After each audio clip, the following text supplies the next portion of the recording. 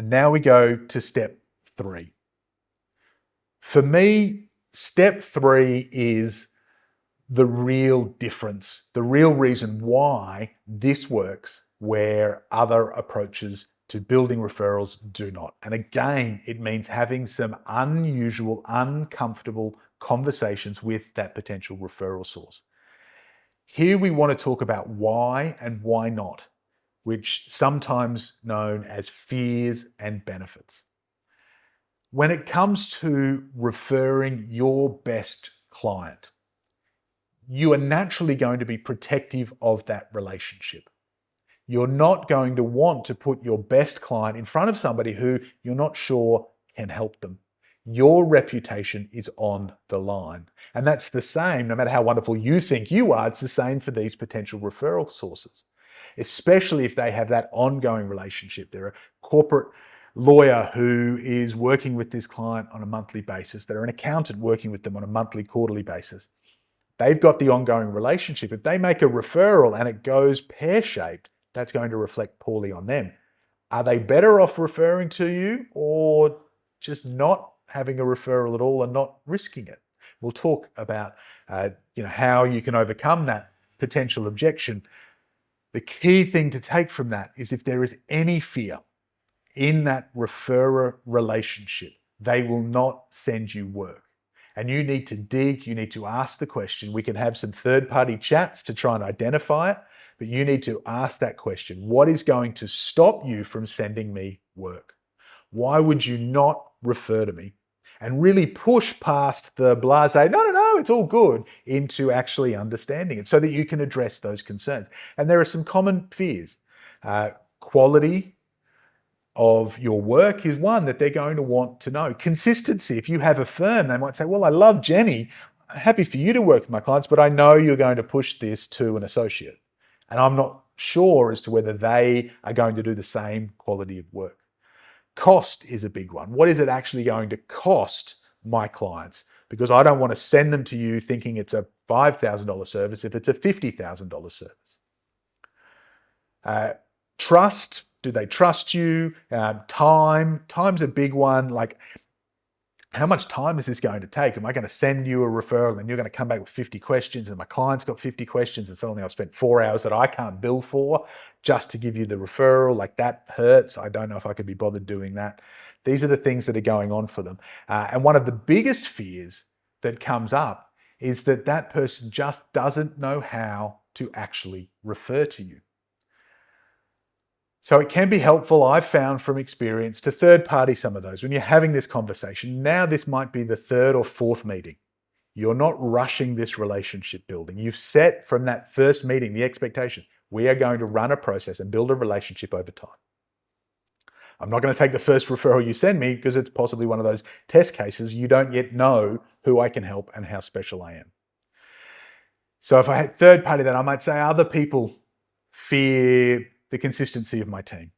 That's why I take you to my office and I introduce you to some of the team and I talk about our training program. I talk about some of our case studies. I talk about how I manage all of the files, whatever it might be that overcomes that fear. And you need to educate your referral sources about how to refer to you. You may think that it's obvious. You may think that they know. They don't. The simplest way, and you have to find what works for you, the simplest way I find for me is a 3-way email. So to take that accountant example again, they've asked the question, they've uncovered that the client may need a family lawyer. They then seek permission. Can I introduce you to Jenny? Notice the key difference. It's not go and Google Jenny. It's not here's her card, here's her website, you go and call them. Because that then puts too much the next step on the client. You want to own the process as much as possible. So can I get Jenny to give you a call? Get that permission, obviously. Then do a 3-way email is often the best. Some people prefer that it's a phone call. Okay, Bob, I'll grab your number. I'll pass it on to Jenny. I'll get her to give you a call today. If that's your preferred approach, ask for that approach. The 3-way email is, Dear Bob, thanks for the meeting today. As promised, I'm introducing you to Jenny. Jenny, Bob has some specific needs that I'm sure he'll share with you. Here's his phone number. If you could give him a call and organize a complimentary meeting to walk him through the process, that would be appreciated. whatever the step is. Train your referral sources and train them in your brand promise. How do you want to be described? Go to Jenny. She's the cheapest family lawyer on the Sunshine Coast.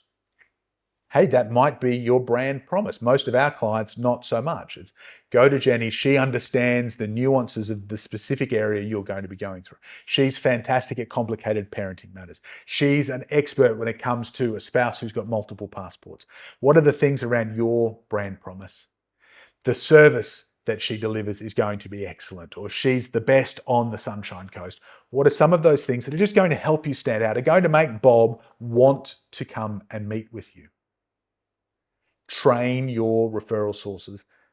And in the same way, if you're hearing that and thinking, I don't know who my ideal clients are, I don't know what the brand promise is for me and my firm, then do some of that training with you and your team first so that you're all going out to market, building these relationships and having a consistent conversation. So suddenly everybody in the area is giving the same pep talk about how amazing you are and the reasons why. So those are the fears. One fear can stop any referrals from coming. So keep unpacking. And if you get further into this process and the referrals are still not coming, chances are there's a fear somewhere that has not been uncovered, that has not been addressed. The flip side, that's why not, why they won't, why would they? So strategic referral versus those reactive referrals. The reactives aren't going out of their way to send you work because what's the benefit? What's in it for them? You've got to make it clear that there is some benefit to your referral sources for why they would send you work. And there's a few, again, common categories of what those benefits could be that you can have a third-party conversation. Which of these apply to you? And then you can also ask that direct question. What's in it for you? Why would you send me work? Now, one of the common ones in business generally is some sort of revenue share. I get a commission, or I get a spotter's fee, or I get a percentage of the revenue you generate from that referral. Obviously, for most legal practices, that's a no-go, that's a non-starter. And so that's something you may need to make clear to a mortgage broker who's used to paying real estate agents for a referral, for example. That's not something you do. However, that's direct revenue. Often overlooked is the indirect revenue that can come when the relationship is maintained. That mortgage broker isn't going to get a commission for sending you a client, but because they've made a great referral, because you do amazing work in family law, then that client is going to remember how good the mortgage broker is for making that referral and is far more likely to go back to that broker if there's a property settlement that needs some more borrowings, if there's more that needs to happen with the bank, if they're separating and buying another property, for example. So the benefit to the broker of making a great family law referral is the indirect revenue that they will get from having developed and established those relationships. So you can unpack those, again, particularly if there might be a misunderstanding that you are going to or are able to pay a referral fee. The second most common category, and the most common when it comes to professional services, is quid pro quo. I'll send you 4 clients, you send me 4 clients. I don't like to make that kind of commitment. Now, maybe your firms do genuinely match, where you are in a position to do that on a fairly even, fairsy-sharesy basis, but chances are they're not. If you think of an accountant that might have hundreds of clients doing their tax returns every year, and then the number of matters that you manage personally, or even that your firm manages each year, chances are that accountant is going to meet with and talk to a lot more people than you. So they are possibly going to be in a position to send you a lot more work than you're able to reciprocate. Similarly, you're not necessarily looking for exclusivity. You might have half a dozen accountants, half a dozen commercial lawyers in your city that you are building these relationships with. Yes, you will refer back to them. You will only refer where that's a specific match. If there's an accountant that specializes in individual income tax returns and you've got a heap of business clients, you're not going to send them to them. You're going to send them to the accountant that specializes in business accounting, and vice versa. Have that conversation. you should, hopefully, through the conversations now understand who their ideal client is, what their brand promise is, their position in the marketplace. And so it's making it clear. Here's my understanding of the clients you're looking for. Here's my understanding of how I would refer them to you. And when I find those clients, I will refer them to you. But I don't want to set the expectation that it's going to be perfectly one for one. I might find a lot of those clients. I might find none of those clients. And if you are only going to refer to me because I'm referring back to you, then we're both going to be disappointed in this relationship and it's a waste of our time. So setting clear expectations about the volume of referrals both ways can overcome that concern that the benefit to them is getting referrals back and they don't get referrals back.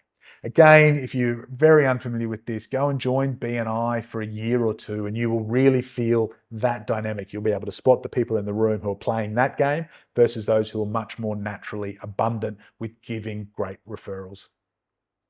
Some other key benefits that are often overlooked that you can raise are things like protection. So that mortgage broker that sends you the client and then the client goes back to the mortgage broker. If they don't refer to you and they go and find another family lawyer and then that family lawyer has their broker that they recommend, then you've lost that client. The mortgage broker loses that client because they haven't tried to protect them within their relationships and their ecosystem. Knowledge is a difficult one with legal privilege. The ability to keep updated. And that may be more around some of the professional services, obviously only where reasonable and only with the permission of the client. But the fact that you can have a conversation with their accountant about how things are progressing or how some of the financials might be looking in an asset pool separation division. The fact that you can bring that knowledge and keep the accountant informed is a reason why that accountant will refer to you so that they are kept in the loop and they don't just have these clients that disappear off, go through a marriage breakdown and they never see them again. And loyalty is an underrated, misunderstood one, which is a key benefit, which is just like there's the fear. If I send you a client and you treat them poorly, that looks poorly on me. If I send you a client and you knock it out of the park, you are amazing, then they're going to love me and they're going to love me forever. So having these conversations, when you're asking directly, why would you send work to me? Setting clear expectations if there are aspects where they're not going to be aligned, you're not going to be able to deliver on why they would, but then adding some of these others. When you send me a client and I do an amazing job, then you're going to look good as part of it. And just like you want to make sure that you are training your referral sources in how to send you work, you want to make sure you're training your referral sources in how you will close the loop with them, how you will keep them updated. And this is a simple little diagram you can see here for what I mean by close the loop. So at the start, that other lawyer, other accountant, mortgage broker, hairdresser has a relationship with you and they have a relationship with this potential client. They make the introduction and create the loop. You have the great meeting where you engage that client, or perhaps you don't engage the client because they're not a fit, they're not ready yet. Often we're tempted to just leave it at that, especially when we're busy. But what we want to do is close the loop and close the loop both ways. You want to go back to that referral source and give them an update as to what happened. Hey, thanks so much for introducing me to Bob. I obviously can't go into all of the detail. He's probably 6 or 12 months away from really being able to work with me. So I'll keep him in relationship. Once again, thank you. Or thanks for introducing me to Bob. I know it's not necessarily clear from the outside. And obviously, I can't share everything, but I work with complex parenting matters that have these kind of criteria. And I'm pleased to say that Bob doesn't really have that challenge. And so as a result, my fees and my process are probably a bit too comprehensive for him. So I can't really help him, but I have referred him to somebody who is a better fit. Or I don't know if you know anybody who might be a better fit, you can refer Bob to and people like him in the future. Whether it's gone well or whether especially if it hasn't gone well. Closing the loop back there lets you set the expectation and ask that client to go back and close the loop as well. Hey, after this meeting, can you just go back to that accountant and just let them know how we went? Be honest. If you think maybe this went terribly and I think it went well, share that with them. Because that's great. It's great for Bob to hear the win. It's great for the accountant rather to hear the win from Bob. That was amazing. Thank you so much for introducing me to Jenny. She's going to change my life. You're a genius. Do you think that accountant is waking up the next day thinking, how do I send you more referrals? Or if it's not a fit, to be closing the loop, to be getting that information, and to be educating that referral source. And in this way as well, if Bob goes back and says, wow, Jenny didn't really feel like she knew what was going on, you then can have that opportunity when you go back to the accountant to have that conversation, which might be, well, Bob had really unrealistic expectations. He thought our free 30-minute meeting, I was going to be able to answer all his questions and lay out a settlement strategy for him. So that's why he feels like I didn't know anything, because I couldn't answer all of those questions in 30 minutes and for free. So if he wants to have the relationship with me, I want to help him. But if he's expecting everything for nothing, then he's not a fit for my firm. Having all of those conversations, again, can feel outside the comfort zone, can feel confrontational. That's how relationships are built.